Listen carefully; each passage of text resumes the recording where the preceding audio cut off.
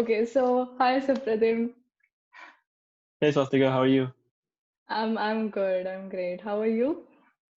I'm doing great. It's evening time. I just finished cooking dinner, and Oh, I know it's morning for you, so good morning. yeah, good morning. Yeah. Um, so let me first introduce you to our viewers. Hmm. Firstly, hello everyone. I'm Swastika, and here we have Supratim Day on our podcast today, and he's currently a PhD candidate in planetary science in UC Davis, and he has recently got a NASA Future Investigator Fellowship. Congratulations for that. Thank you.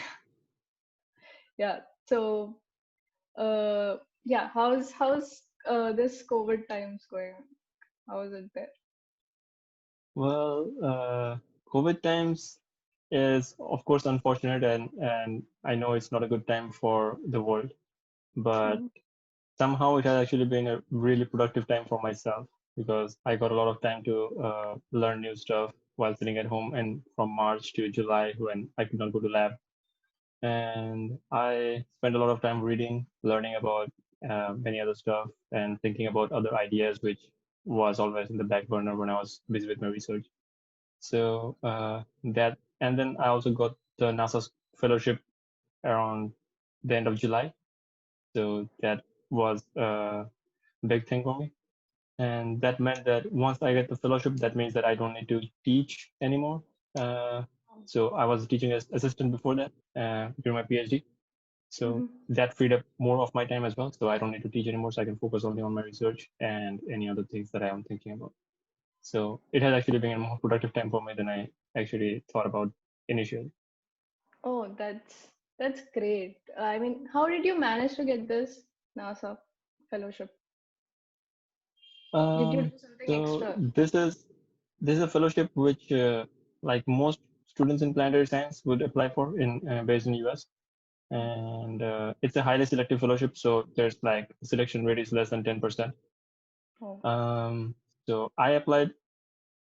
So this is my fourth year right now. So I applied in my third year, but that's not the first time I applied. I applied for 3 consecutive years, and I only got selected in my third year, right? Oh. So although it seems like when you write on your CV, people always write the accomplishments, but they never mention the failures. So the first two times were failures, which I did not when I did not get this fellowship, and only in my third attempt I got it. So that's how I got it. And the fellowship is designed for PhD students in planetary science who are the fellowship is basically supposed to fund their research so that the student can focus on their research project instead of trying to get funding from other sources like teaching or working at other research lab, for example.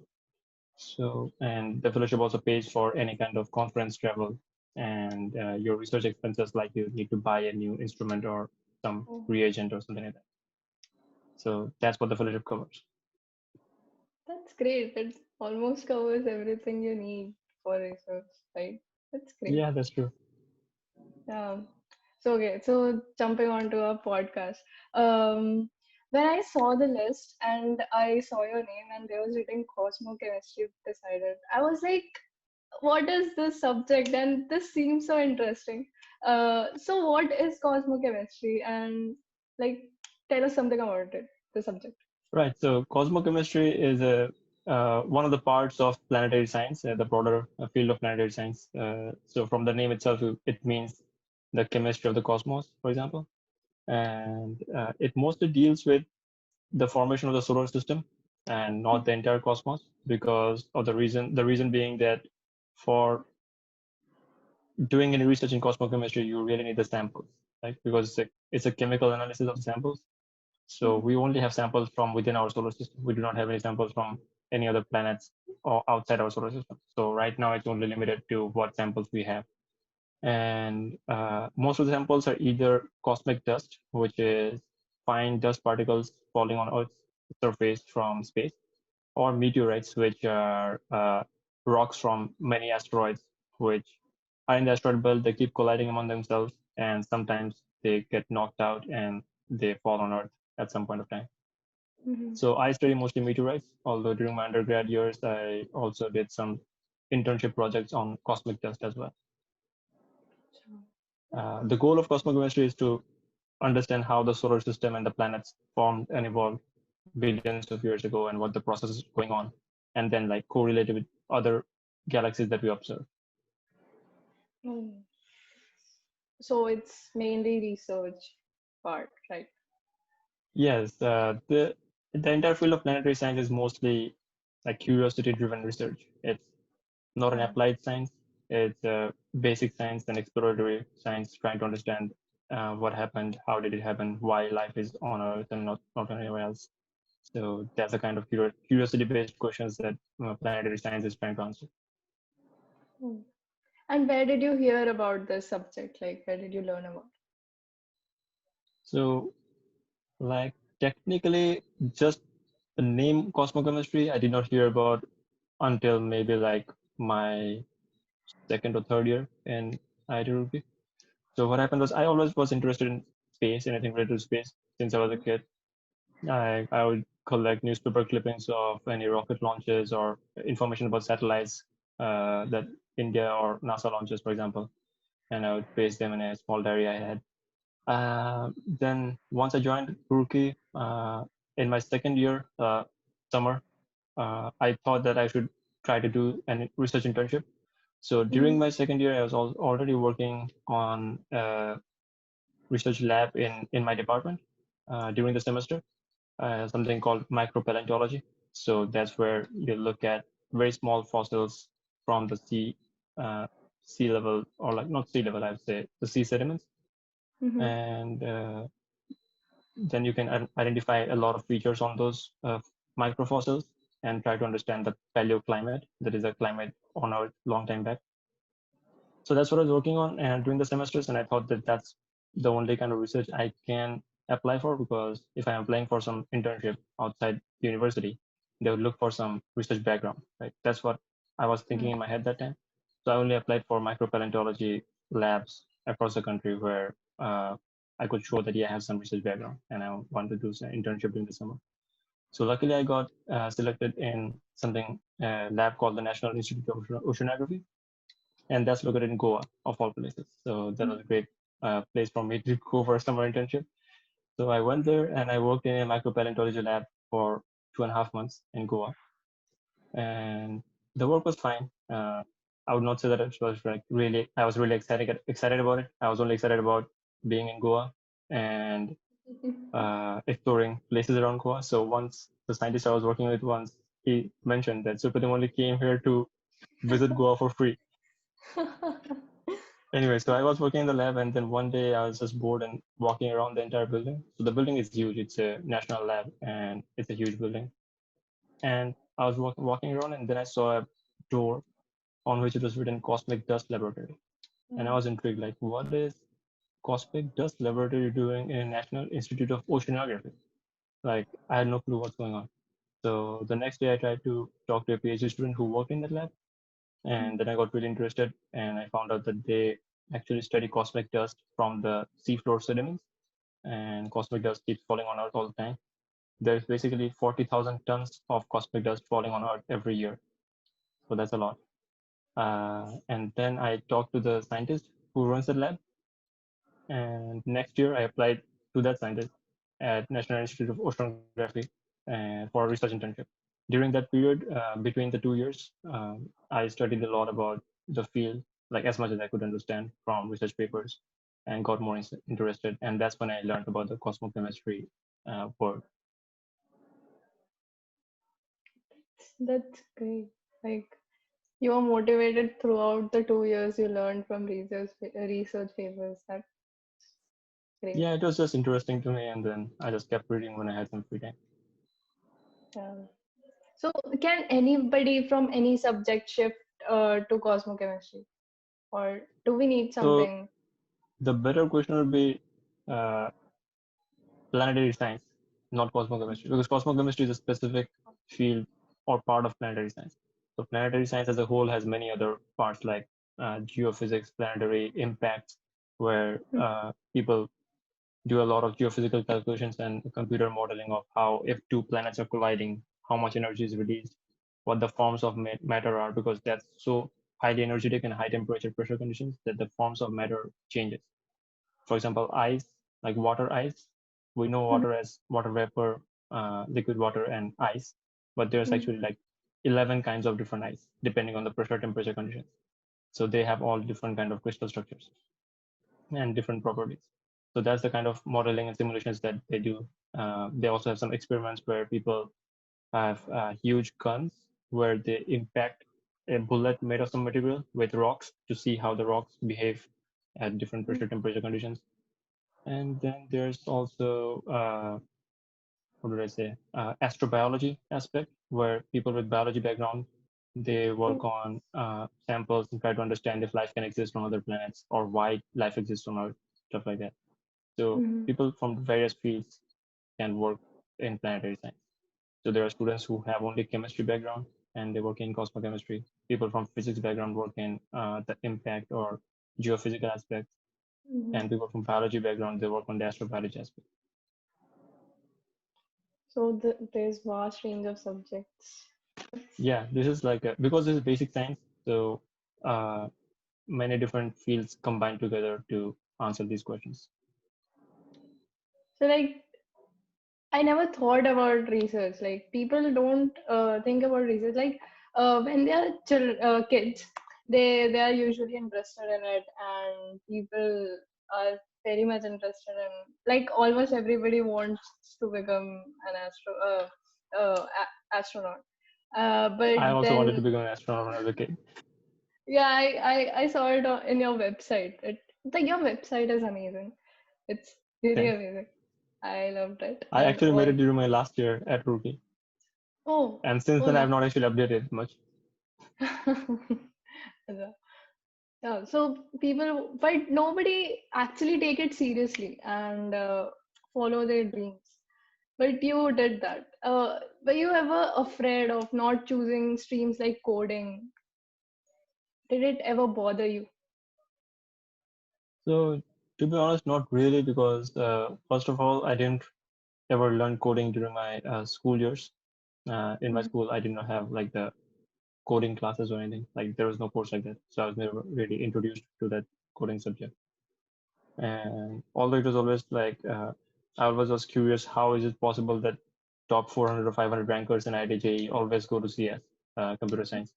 Like it makes no sense because it's not possible that only the top 500 people only like computer science and nothing else. mm, Uh, but maybe it's because computer science is now at, in the age of information technology is the most highest paying jobs mm, exist in computer science, and a great number of jobs as well. So that makes sense the if your goal is to get a job which pays a lot and also gives you some really good problems to solve and you're interested in it, then of course it makes sense. But still, like all top 500, most of it still doesn't make sense to me. Anyway, even if I was a top ranker, I would not have chosen computer science. That's for sure. I would have mostly gone with one of my interests was aeronautical engineering, and geology was my other choice. So my rank was not good enough for aeronautical engineering anyway. So I stuck with geology or earth science because I was mostly interested in planetary science. So earth science is the closest one I can get to. And then once I started with geology, then I also never really thought about going into the field of what's it called the oil exploration, mm. where petroleum companies hire a lot of geologists. So I was mostly interested in doing research in the planetary aspect, but I didn't know where to start. So I started with micropaleontology, and just by luck, I found that Cosmic Dust Lab. And I did those two internships there. And after that, also in my third year, I was watching a TV show called, I forgot the name. What was the name again? Outlander. Yeah, which is based in Scotland. And then I really loved the scenery in Scotland and thought I want to go there. So my fourth year internship, I was looking for places in Scotland where they have some cosmochemistry research, and I found one in University of Glasgow, and I applied there, and that's where I got selected, and I spent my summer in fourth year in Scotland doing research as well as exploring the place, which is beautiful by the way.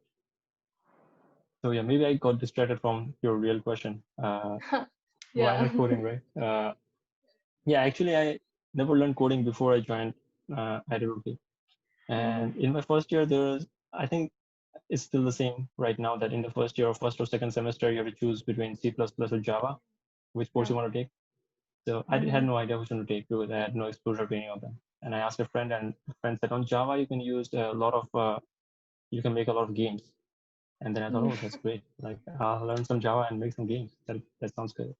And then I chose Java. And at the first Java class that we had, the professor says, okay, so if you took Java, I assume all of you already know C++. So we're going to start from there. And since then, I never really understood anything in the class at all. Like everything was above my head. I barely even managed to pass the class. And after that, I just hated coding because of that experience. And during my 5 years at Roorkee, I never learned it.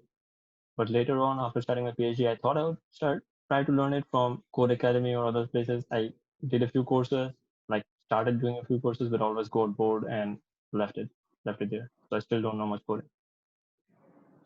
That's Yeah, that's interesting because many of us, when we find coding the final thing, and then if we ever fail in it, we find it very frustrating, and then that nothing's left, and we don't have anything to go for. So, But I have heard of those stories from people who code, but I have never had that experience because I never really started coding for like seriously. But I'm pretty mhm, sure if I actually need to use it for something, like for a project where I really need it, then maybe I'll just learn it by myself. But since yeah, I never really needed it for any purpose, I never really had the motivation to learn it myself. oh, that's that's interesting. Like, so you just talked about your college life. So how was it? Tell us more about your college life. I think college life was amazing for me. I was really lucky to have some really great friends. Almost all of them were from my branch itself, and I Mm-hmm. also had some from other branches like metallurgy as well, who were near my room in our first year hostel. So one, the two things that I did the most during college life was playing FIFA, which is a computer game of playing football, and going hiking or rafting in Rishikesh. So I went hiking a lot with my friends around Uttarakhand and Himachal Pradesh. So it is good. It is really lucky for us that we are located at such a nice place to go for 3 or 4 day hikes anytime. And so FIFA, interesting story is like when I was in my first year, like my roommate used to play a lot of FIFA, and I was like, who the hell plays such a boring game? Like, how are we playing one person controlling one person in the game where there's 11 players? Like, it looks so boring to me. But then one day they just said, okay, try it a little bit, and then I started trying it, and I really got interested. And since then, I still play FIFA with my housemate here in the US. So that's been a huge part. Mhm. And one of the best hiking trips I did was the Valley of Flowers trek. I don't know if you've heard of it, uh, but it's really beautiful. It was like a 7 day trip that we did, and we hiked for 3 days to reach the valley, and then almost 2 days to get back. And I remember that we're on the last day we were worried about whether we should do a side hike on the side or should come back because there was one professor who was really strict on attendance, and we didn't want to miss his class. So Awesome. we had to make a tough choice that okay, let's go back instead of missing his class. We didn't get a chance to have enough trips. Like we lost 1 year of our college life, and That's right. Yeah. yeah, we could have gone to many trips by now, but then COVID is here, and I don't think we can make enough trips the next year too because of COVID. Yeah, that's true. I understand. That will be Also, it's dangerous. I Yeah. don't know what the situation is for the people who run the rafting agencies in Rishikesh, for example. Like, I don't think they will have any customers right now. Hmm. And I guess it will be closed these days. Yeah. Yeah, it will be closed. Yeah, So we are unlucky in with this. I know. Uh, so there's always like two sides of a coin. You can try to find Hmm. something positive in that too. Hmm. Maybe spending more time with your family. Yeah, spending more time and spending on studying a lot. Like we are getting a lot of assignments from college, and more than what we had in during online classes, offline classes, we are having more right now. Oh And wow, I did not expect that, but maybe they want to keep you busy. and also there are no friends here. Like I don't have any friend here That's true. You will where be I missing the college life experience yeah because you're just staying at home. a lot. Yeah. Yeah. So yeah. So moving on to our next question. Are you planning anything else? We you told about UPublish, right? Did I get it right? Right. That's an idea I'm currently working on. Because of COVID, I thought about it more, but it was in my head for a long time, like the problem at least. So UPublish is my idea of a cloud-based software platform, which would Mm-hmm. help academic societies to publish their own journals instead of relying uh, on publishers like Elsevier, Wiley, etc. Mm-hmm. So the problem that we're trying to address is the inaccessibility of academic research or academic papers. So, for example, you as a part of IIT Roorkee would have access to many journals because IIT Roorkee subscribes to those journals. But there are also a lot of journals which would not have access to because IIT Roorkee just cannot afford to subscribe to many journals, right? So there is one fun fact that, for example, a university like Harvard, Mm-hmm. suppose whatever they have access to, IIT Kanpur has access to only 12% of what Harvard has access to, right? That's because Harvard has a lot of money, Mm-hmm. and even IIT Kanpur doesn't have that much. So no matter how world-class researchers are present in IIT Kanpur, for example, they just do not have access to 88% of the research that Harvard has access to, and that itself is a huge like detriment to the research progress.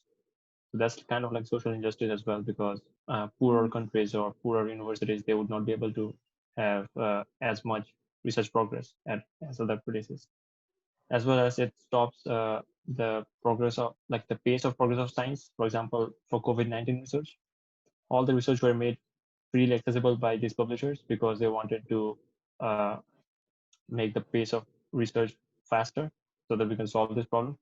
But that should be the case for any kind of research, not just COVID-19 and during a pandemic, right? So our mission is to make knowledge freely accessible to everyone.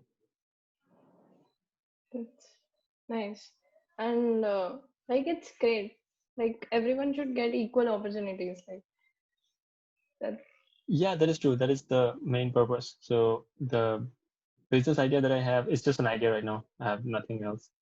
So I'm trying to make a team and participate in business plan competitions at my university and in California. And then Mhm. once I get some feedback from people who are more knowledgeable and other mentors, then I'll see if it is actually a feasible idea or not. But right now, I'm just trying to see where it goes, getting out of my comfort zone. That's like you're almost covering up everything. You did research and then you're planning coding if you will need to do. And then you're planning on business too. And this is a great initiative. So the idea is a software platform, but I have no background. I don't even know coding. I can maybe just write hello world or something like that. But other than that, I have no software development or coding background. So the thing to understand is you don't really need like everyone doesn't need to know coding. Like if you have an idea and you can build a team of people and some of them already have the skills to build the software platform or whatever coding you need, then not everyone has to do the same job, right? Mhm. Someone can have the vision to what the product needs to be, and then there will be someone else who actually manages the technical aspect of coding, etc. And then there's like sales, marketing, and financial aspects, etc. So you would need people who have skills in different backgrounds. Mm. Yeah, that's true. And we should stick to our dreams. Yeah. It was never Yeah. my dream. Like I never thought that I would be in business or anything. I just thought that I would be a scientist. But Mhm. your dreams can always keep changing. Yeah. Should keep changing and yeah. So this let us wind up to any tips for your juniors something important that you think we all should know about? Well, let me start by saying that I am in no position to give tips to anyone. Like, I have not done anything great as like that you should follow me. But from my own experiences, I can share some things that I've learned, which would have been helpful to me if I knew earlier, for example. So I'll start by saying maybe, so don't be afraid to try new things, right? Or like, and challenge your preconceived notions in your head. For example, you will never, otherwise you will never grow. And you should always try to get out of the comfort zone and explore. Right. So for Mm, example, I would never have found cosmochemistry if I was not exploring around that lab. And even if yeah. I found the door, I'd not have, if I didn't talk to the PhD student or the scientist, maybe I don't know where I would be right now. And the other thing is that we all have a self definition of ourselves. Like we always define ourselves some way based on our own experiences in childhood, etc. So, like since childhood, I was always interested in being a scientist.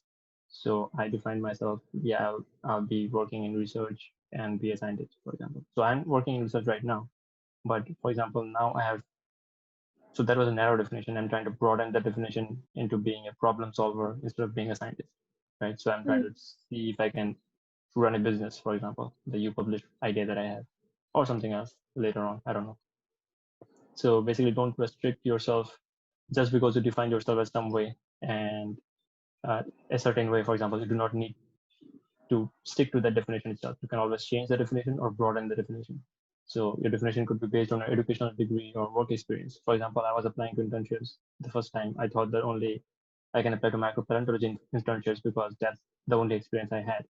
But mm, at the stage of when you're a student, it doesn't really matter because that's the time when you're learning. So you can apply to anything and gain new experience, right?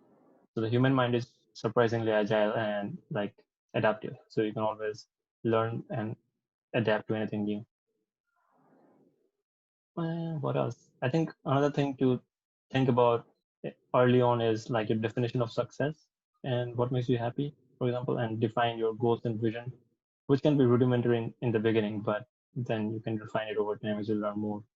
Like, for example, you need to define like what is your goal or idea of success, like is making as much money as possible. Is that your idea of success? In that case, for example, even if you do not like computer science, you can go to computer science and try to get a job at one of the biggest corporations in the world right now, and just to make money, right? Even if you don't enjoy it. But if your vision of success is, for example, spending more time with your family and like work-life balance, so in that case, you'd be happy with some other jobs which have less demand on your time. mm, Or you can have like, for example, your success vision of success could be like you just want to do any job just to pay your bills, but you want more time to travel or volunteer or some other work or paint or whatever, right? So if you know that, then you you can uh, understand what you want to do instead of trying to compare yourself with others that you know. mm. You can be happy that you know what your success is defined as and you have been successful in that. So I think that's a good thing to know in your mind. That was a great advice. And yeah, like we usually compare, especially college students, we usually compare ourselves with others, and there's a lot of That's peer right. pressure. Yeah, I have seen that all the time. Like even during placement season, for example, everyone is comparing their packages with everyone else. So that makes no sense because everyone is leading a different life Yeah, and they have different goals and needs. yeah, that's that was an important advice. And so yes, this is it. Let's wind it up here. Okay, great. Thank you very much. Thank you, and yeah, happy Diwali. How was your Diwali? I forgot to ask you. Yeah, it was fun. I played some soccer with my friends and Oh, my housemates basically, and then we ordered some food from outside and then watched a movie. oh, that's How was yours? yeah. I watched a movie alone, and it was a very lonely Diwali. Like Wait, aren't you with the my family? yeah. I did puja with my parents. I Okay. I started making a rangoli, and then I was frustrated. It was not getting complete. and then and then it was just that. And then I watched a movie alone. My parents slept, and then it was a very lonely Diwali. And I had that assignment, so I worked on the Oh yeah. assignment. Yeah. Right. So yeah. Okay. Good luck with the rest of your bachelor's degree at Roorkee and the Thank you. podcast, all the rest of the podcast. Thank you. Thank you so much. Yeah. Okay. Take care. Bye. Bye bye. Bye.